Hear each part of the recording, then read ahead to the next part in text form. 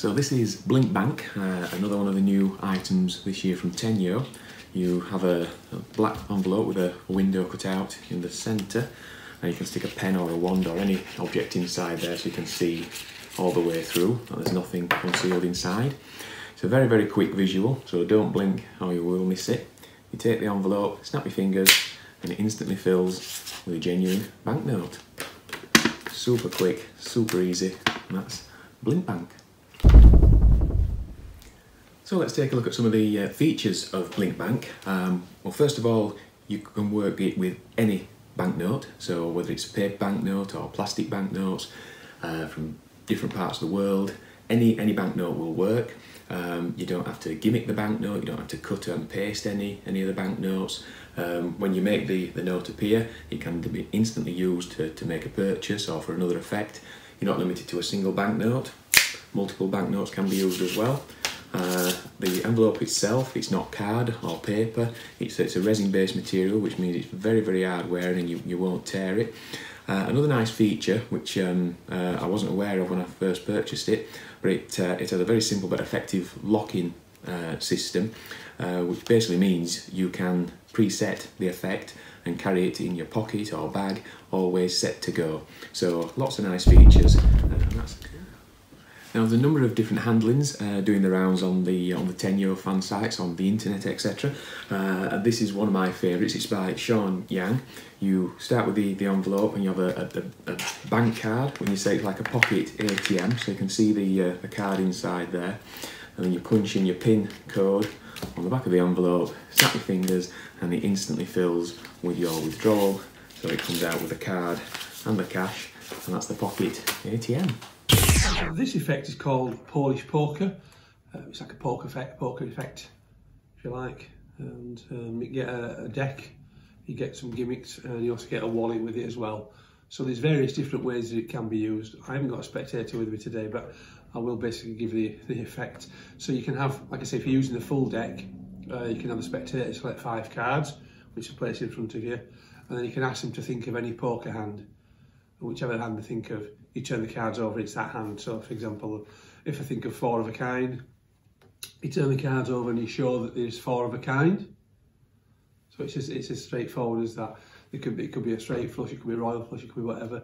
An example, it could be the royal flush, so you can turn it over and show that it's whichever hand they say it's that hand. So like I said, there's 3 or 4 different routines with it, 2 or 3 different handlings, lots of tips. So they're all downloads, and you get the special little wallet as well if you want to use that, or you can just do it as a packet trick. So that's Polish poker. This next effect, I have 4 picture cubes. Okay, inside the box, and each of the cubes has an image of an animal, or a quarter of an image of an animal. So you can see the cubes of different animals on each surface, and it's a bit like a 4-piece jigsaw, if you will. You cover the cubes over with the box, and you also have picture cards with the different animal images on there. So there's 6 different animals in sequence, and first one being an owl. So if I take one of the cubes and turn it to try and find the owl image, or a quarter of the owl image, pop it back underneath there. All you have to do is snap your fingers, and magically the cubes all transform into the owl image. Okay, nothing inside the lid. Now you can repeat that. So for example, if we take another card, so in this instance we have the polar bear. Again, all you have to do is take one of the cubes, turn it to the polar bear image, cover the cubes over again, snap your fingers, and amazingly, the cubes transform into the polar bear. Nothing inside there. All you've got is the 4 cubes. Now, you can also repeat and ask a spectator to choose one of the symbols. So, I don't know, say for example, they choose the tiger.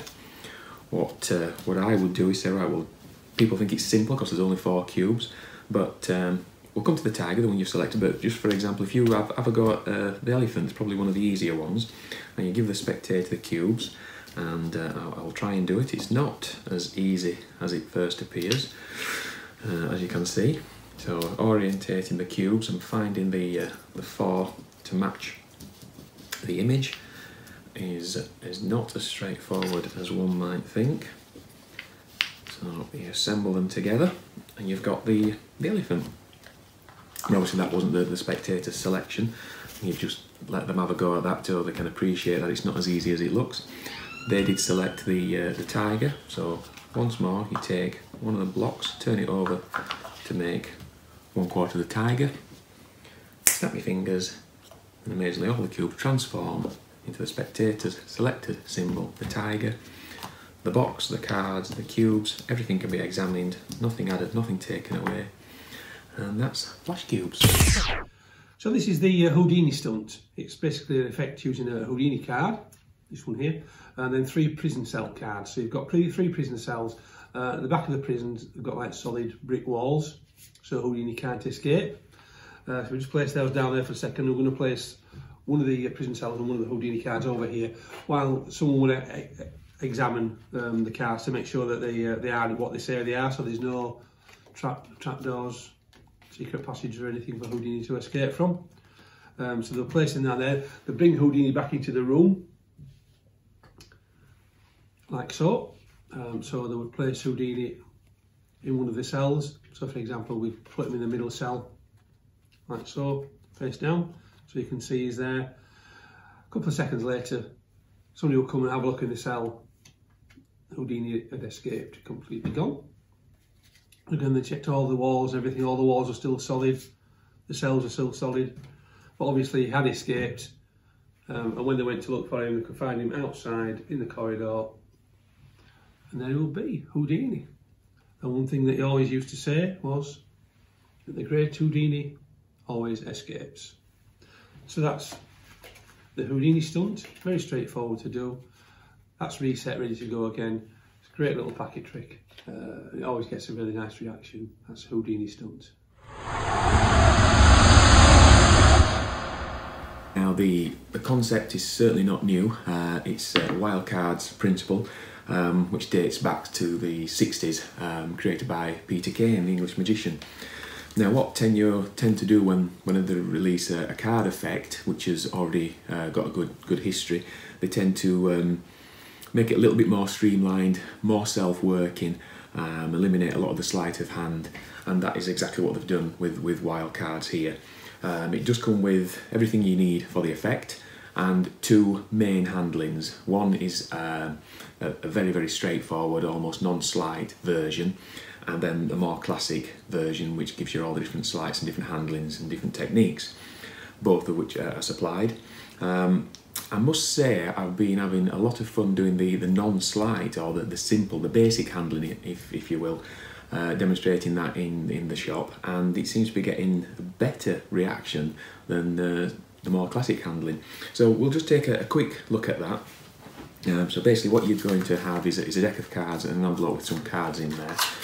So the first thing you will do is take your deck of cards and have a card selected. So run through and just let a spectator take out a card. You don't need the rest of the deck, you just need the selection for this. We'll leave that face down for now. And inside the envelope I have some more cards. These are jokers. These are cards I've collected from decks. So obviously being a magician you end up with lots and lots of jokers, and this is what I'm going to show you with this particular set. So I've got jokers. I'm going to place some face up, some face down. Well, I think 6 will be enough, so we don't actually need those, so we'll get rid of those. So as I say, we'll place 3 face down jokers and 3 face up jokers, and then we'll take a look at the card that's been selected, and in this case it happens to be the 10 of hearts. Okay. Now the amazing thing is with this 10 of hearts, if I place it in contact with one of the jokers, give a little spin, it becomes the 10 of hearts. No, really. So both cards become 10 of hearts. If I take another joker, give it a little press, you can transfer the ink across, so that also becomes a 10 of hearts. And this one, I just pass it through as fist, little magical gesture, that also becomes a 10 of hearts. So that's taking care of the face down cards. What about the face up ones? Well, if we take it and turn it face down and rub one of the jokers in contact with a 10, that also becomes a 10. Now I can do this in lots of different ways. For example, if you take this joke and turn it face down and place it between two 10s, though it has to be in there for a few seconds, that will also become a 10. And the final one, this is nice because you can actually place that straight into a spectator's hand. Let them sandwich that card, and after a few seconds ask them to take a look, and that will also become a 10. So you've managed to transform all the jokers into 10s, and they can all be shown like so, very, very cleanly.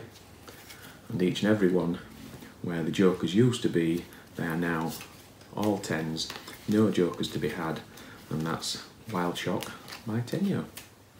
Now, as I say, that is the basic handling, so it's very, very straightforward, very easy to do, nothing technical or demanding whatsoever, and it's fully explained and with really easy to follow instructions. And as I say, it does come with an extra handling, which is a more classic, using like the glide and stuff like that, all fully explained. Again, not difficult, but just a little bit more challenging. And it also comes with some blank cards as well, some special blank cards, so you can perform the same effect with the same move, same handling, but you get a slightly different effect of the cards becoming printed. So you have some blank cards, and when it's brought in contact with the selected card, it prints a duplicate. Slightly different take, but very well put together, worth checking out, and that's Wild Shock. I'm really fortunate to get hold of some of these Alex Elmsley DVDs. It's a twin DVD set that was put out by the Fibre Hearts production. That was Colin and Sharon Rose in 2005. They actually had Alex Elmsley around to their studio where they filmed this in front of a small audience. It's got loads of tips on. There's 8 different effects on there, plus lots of moves, lots of tips. There's a 45-minute workshop and a 95-minute lecture on there as well. So lots of great stuff on here.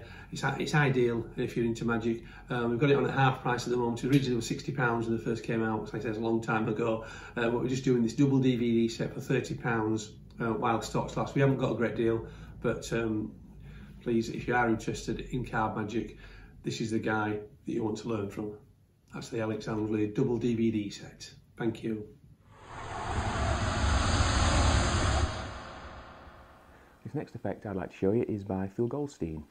It uses 2 packets of cards, 4 reds and 4 blues. Now you can give the spectator a choice of whichever packet they want to start with if you wish. We will start with the red one in this case, and you show the cards and count them separately and singly, 1, 2, 3, 4, to show that there is just 4 playing cards, and there is. In fact, you'll let the spectator deal the cards one at a time into your hand, so they are absolutely convinced there is just 4 playing cards. The cards then turned face down, and you allow the spectator to put their hand on top of the cards, and it will remain there right to the very end. We'll take a look at the other packet, in this case the blue one, and we'll show you each card separately and singly. So to start with, we have the Ace of Hearts, we have the Jack of Clubs, we have the 8 of Diamonds, and finally we have the 5 of Spades. Now once you've shown each card separately, you start to mix through the cards by taking cards from the bottom, placing them on top of the packet until the spectator calls out stop. Now obviously we don't have a spectator here, so we'll just keep going, so we end up on a random card and we'll say stop there. And you will then show that card to the spectator. Now ordinarily you, the magician, would not see this card, you just show it to the spectator, but because this is a demonstration we'll take a look at it so we know which card we're following. So in this case it's the 5 of Spades. As I said, ordinarily you'd show that to the spectator, and the rest of the party, you wouldn't see it, you would just simply cut the packet of cards and leave their selection somewhere in the middle of the packet. And now it's time for the magic. All you will do is just wave your hand and snap your fingers over both packets of cards, and the magic's done. Hopefully what has occurred is you've caused the thought of blue card to transfer from the blue packet and land in the red packet. Bearing in mind the spectator counted the cards themselves and they've been holding on to that packet right from the very beginning. But sure enough, when you take a look at the cards, in the blue packet there is 1, 2, 3 cards, 3 and 3 cards only. The fourth of card, in this case the 5 of Spades, has vanished completely. We take a look now at the red packet. We'll spread them out so hopefully you can see them on camera. There's now a stranger card, a blue card, sandwiched right in the centre of the 4 red cards. But not just any blue card. We take that out of the packet and take a look at it. Sure enough, it is, unbelievably, the 4th of card, the 5 of spades. And that's Shinkansen. Hi, so this is a nice little packet effect. It's called Bigfoot by Nick Trost. So basically you've got a playing card with a foot on, which is like from the Abominable Snowman. And you've also got some blank cards, which you can say represents the snow. So basically you're trying to find this footprint in the snow, really. So you can take the footprint, you can place it somewhere in the middle of the cards. Spectator, you can mix these up, and the spectator you'd have one selected. For example, this one, you'd show that it has actually a picture of the Bigfoot. So you can see it is the foot that's on there. And then you could show all the other cards if you wanted, as been completely blank again. So we'll do it one more time. So you can place the foot back in there, and again, they'd mix it all up. The spectator did select one, and so there you go again. You can see that that's the odd card, and they say, well, no, it's not the odd card. That's a blank card. Oh, right, sorry about that. That's got a bit of snowball, and they say, but don't worry, because what we can do is we can print you a footprint and all the others just to show that, in fact, it is a bit slow blindness because all the rest have got footprints on. So it's a nice little packet trick with a little kicker finish. Very straightforward to do, very simple handling, very quick to reset. Show you the reset. It's that, and that. That's reset, ready to go again. So that's Bigfoot by Nick Trost. Great little packet trick.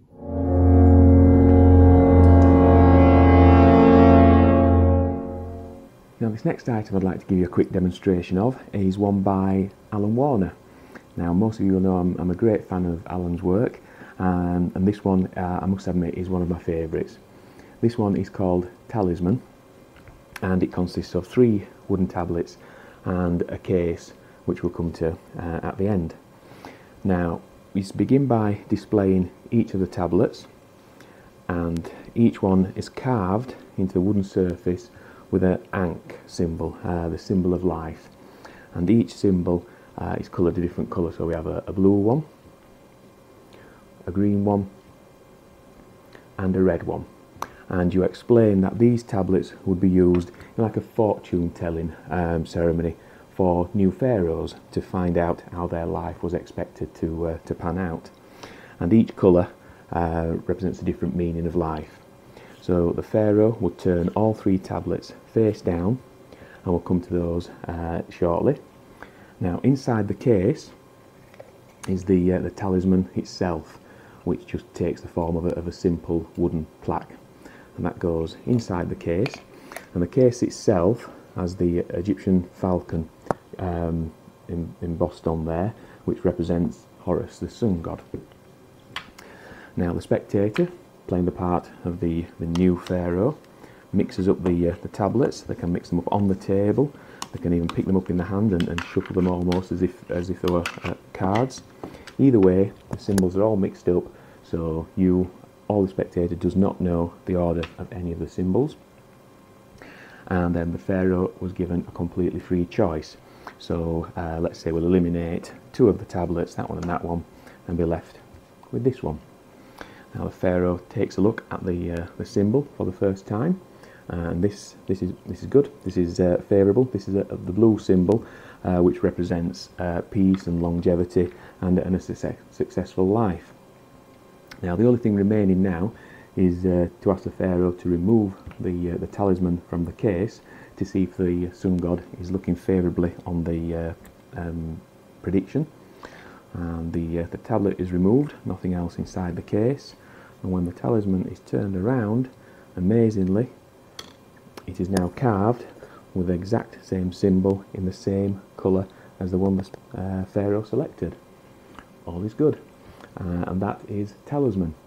Now, not only is it a really nice effect, and you can really dress it up with a story, that was just very, very brief and condensed, but the spectator has got a completely free choice. There's no forcing, no equivoque, anything like that, and the apparatus just works beautifully. It's pretty much self-working. So as a magician or a collector, not only will you love the effect, but you'll also love the method as well. So be sure to check out Talisman. As this trick, it's Mental Vacation by Steve Cook. It's a brilliant effect. You can do it close up, you can do it stand up, you can do it even at corporate. But I'll just basically go through the handle a little bit. Like I say, I'm on my own today, so I will just show you the routine. So you've basically got all the cards here with different destinations on: New York, Moscow, Paris, Rome, Madrid. 12 different cards, 12 different destinations. You've also got a card here with 12 hotel names on. So you've got the Waldorf, Excelsior, Carlton, Ritz, various different hotels. And what you say to the spectator is, if you look at the cards, you can see, like I said, they are all different, various, not in any particular order. They are just different names, different numbers on there. We're going to use the number cards to select a destination, select a hotel, and actually select a hotel room number. It's all going to be done by the spectator. So if I just mix the cards up again, just to make sure that they are fully mixed, so we don't know where they are, and then we deal them into two piles. So you deal them into two piles. The spectator chooses whichever pile they like. So they have a free choice. You say you choose whichever pile they choose, that's the pile we're going to use. So say, for example, they choose this one. You say, right, that's great. Whatever's on the bottom of this pile, we're going to use that as a destination. So look at the destination. In this case, it's New York. So the destination is New York. They can look at that, obviously, without you seeing it, if they like. I'm going to get the other to deal the rest of the cards out. So you've got two cards, you've got one card left. And you say to the spectator which card you want to place this on, because whichever pile you want to place it on, we're going to use that pile. So it doesn't matter which pile they place it on. They said this pile, they place it on there. So right, we're going to use that pile to give us a room number. So we're going to have a room number on this pile. So you turn the cards over, you have the numbers up. So you've got 6, 5 and 7, that's 18. So they add up to 18, so that's going to be the room number, but obviously we need to have a hotel. So whatever these cards add up to, we're going to look on the card here with all the different hotel numbers, and we're going to use that number as a hotel. So if we look on the number here, there's the number 11. So that adds up to 11. So in this case, it's the Hilton. So we've got the New York Hilton, room 18, and that's all being done totally randomly by the spectator. Nothing funny going on there. They've made all the decisions, they've made all the choices. So that's amazing, because actually these days people don't send many postcards, they all send stuff on Facebook or social media, or they send emails, or they'll telephone people, you can telephone people. But in the olden days you used to have a postcard. If you look on the back of here, there is actually a postcard. And you probably can't see it very well on here, but I will bring it a bit further forward so you can see, because it does actually say, I'll read it out for you. It says, having a great time here in New York, we booked into the top hotel, the Hilton, which is what you got from the card, and the view from the city is amazing, especially from our room, which is room number 18. So you've got the full revelation on the back there. So like I said before, it's great for close-up, because you can just have that in your pocket. It's very quick to reset. You could have that blown up on a giant sheet of paper or something, so you could have that as a prediction for a larger group, or you could have it on a projector or on some social media type thing, so you can have it projected onto a giant screen if it was a corporate event or something. So it's all very straightforward. Steve Cook stuff's always brilliant. The cards are really nice as well. These are really flexible, printed on really good stock, and the actual hotel card that it comes with is actually printed on plastic, so that's never gonna wear out. So that is an ideal effect for any sort of holiday routine that you're wanting to do. It's Mental Vacation by Steve Cook.